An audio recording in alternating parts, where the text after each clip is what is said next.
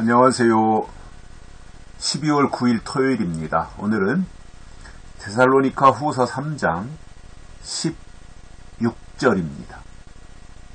평강의 주께서 친히 때마다 일마다 너희에게 평강을 주시기를 원하노라. 주는 너희 모든 사람과 함께 하실지어다. 아멘. 바울의 편지서를 보면 항상 끝날 때는 축복으로 끝납니다.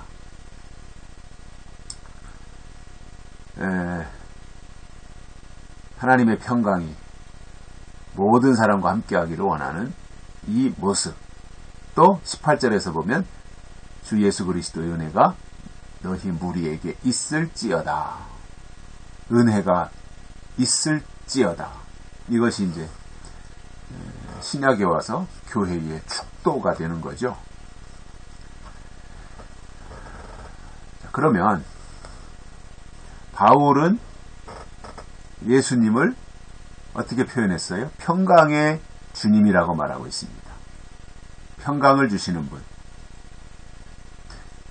바울이 설명하는 예수님은 평강의 주님이에요. 그래서 그 바울이 데살로니가 교회 성도들을 위해서 기도하면서 평강의 주께서 친히 때마다 일마다 너에게 평강 주시길 원하노라. 주님 자신이 평강이니까 평강이신 주님이 믿는 자들에게 일마다 때마다 평강을 주실 수 있다는 말입니다. 주님 자신이 평강이니까 주님을 따르는 자들에게 평강을 주실 수 있는 거예요. 주님 자신이 사랑이시니까 주님을 따르는 자들에게 사랑을 주실 수 있는 거예요. 그래서 바울은 그것을 기도했던 겁니다. 평강을 주시기를 원하노라. 이게 최고잖아요. 평강이라고 하는 게. 사실상 우리가 살면서는 제일 중요한 것이 돈이라고 생각을 하죠. 물론 절대적인 거죠. 돈이라고 하는 게. 없으면 자본주의 국가에서 돈이 없으면 행세를 할 수 없어요. 사람 노릇을 할 수 없어요. 돈이 없으면. 그래서 자본주의 사회를 사는 데 있어서 중요한 것은 돈이고 물질이죠. 물론 그거야 사회주의도 똑같겠습니다만은 사회주의야 자본주의와 어떠한 체계가 좀 다르니까 비교 대상은 되지 않겠지만 아무튼 자본주의 사회에서 사는 사람들에게는 경제력이라고 하는 것이 절대적으로 중요한 거예요. 그런데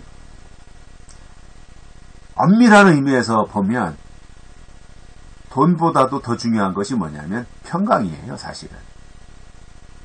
하나님은 우리에게 평강을 주시는 거예요. 평강이 있으면 사실은 다 된 거예요. 평강. 하나님이 주시는 평강이 있다면 다른 거 뭐가 더 필요하겠습니까?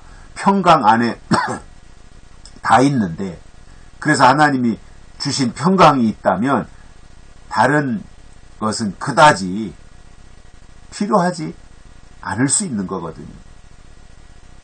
그래서 하나님이 주시는 평강 이것이 있다면 이 세상을 살면서 평강의 사람으로 살아갈 수 있는 거예요. 예수님이 평강이시고 또 믿는 자들에게 주시는 것이 평강이라면 하나님의 사람들은 평강의 사람이 된다는 거지요.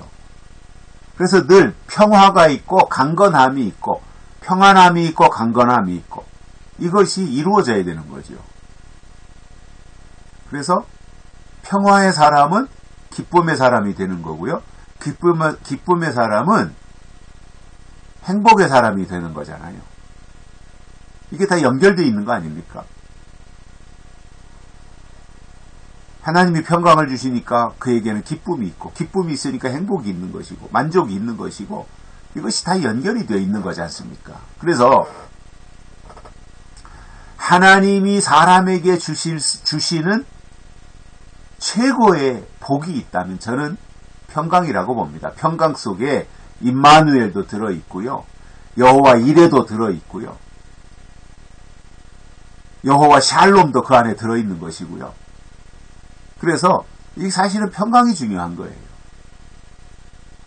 하나님은 우리에게 평강을 주신다는 거예요. 돈을 몇만 불 주신다는 것이 아니라 평강을 주신다는 거예요. 평강 안에 다 있는 거거든요. 다시 한번 우리 이 말씀을 오늘 들으시는 모든 분들에게 하나님이 위로부터 주시는 평강이 넘치시기를 바랍니다. 평강이 최고입니다. 아무리 돈이 많은데 병 들어가지고 얼굴 찡그리고 인상 쓰고 그러고 살면 뭐 하겠습니까? 그러나 돈은 좀 많지 않고 부족하고 늘 모자란데도 하나님이 주시는 평강이 우리의 마음과 생각을 지배하고 있다면 그것이 돈 많은데 병들어서 골골하는 사람보다 훨씬 난 겁니다. 그러니 우리가 살면서요, 나에게 없는 것을 보고 불평하거나 원망할 것이 아니라 나에게 있는 것을 보고 감사하자는 거예요. 사람들은 자꾸 난 돈도 없고 집도 없고 차도 없고 이 없는 것만을 생각하면서 굉장히 자기는 부족하다고 생각하는 거예요. 근데 이 생각을 바꿔서 나에게 있는 것을 생각하면 무엇보다도 믿음이 있고 평강이 있고 이런 것을 생각한다면 기쁨이 솟아나지 않겠습니까? 세상이 줄 수 없는 그 기쁨, 세상이 줄 수 없는 그 행복, 만족 이런 것들이 있다면 그는 이 세상을 살아가는 데 있어서 아무것도 없는 자로 돼 모든 것을 가진 자로다라고 했던 그 바울의 고백이 그대로 이루어지는 거지 않겠습니까? 하나님은 우리가 그러한 사람이 되기를 원하시는 거예요. 손에 돈을 엄청나게 가지고 있는 백만장자가 되라는 것이 아니라 평강의 사람이 되라는 거예요. 그런데 우리는 자꾸 이제 백만장자는 그만두고 다만 1000만원이라도 있고 100만원이라도 있고 그것이 더 중요하다고 생각하잖아요. 우리가 인간이니까 어쩔 수 없죠. 그런 생각 당연히 가질 수 있는 거지만 사실은 돈보다도 훨씬 더 중요한 것이 하나님이 주시는 평강이에요. 그래서 우리 속에 평강이 있어야 되고요. 우리가 이 세상을 사는 데 있어서 평강을 위해서 살아야 돼요. 예수님이 평강의 주님이에요. 평강. 예수님이 우리에게 주시는 것도 평강이에요. 예수님은 평강의 왕이시라 그랬어요. 그래서 그 예수님을 우리가 나의 주 나의 하나님으로 믿고 있다면 그 주님이 우리에게 주실 수 있는 것이 평강이고 그리고 우리가 그분에게 구할 때도 평강을 구해야 되며 그리고 그분이 우리에게 주신 평강이 우리 속에 채워져 있다면 그 사람은 가장 행복한 사람입니다. 돈에다 비교합니까? 부동산에다 비교할 수 있습니까? 무엇과도 바꿀 수 없는 것이 사실은 하나님이 우리에게 주신 평강이에요. 그래서 우리는 평강을 재산으로 생각해야 됩니다. 평강을 하나님이 주신 최고의 축복으로 믿고 의지하고 살아가는 것이 가장 귀한 모습이에요. 자꾸 없는 거 생각하고 불평하기보다는 하나님이 나에게 주신 것을 바라보면서 감사해야 된다는 말입니다. 그래서 하나님이 평강을 주시면 그 평강을 가지고 있는 사람들은 주님과 함께 하실 수 있다는 말입니다. 이것이 축복이에요. 평강이 축복입니다. 그렇다면 우리가 평강을 구하며 살자는 말입니다. 여기까지 하겠습니다. 고맙습니다.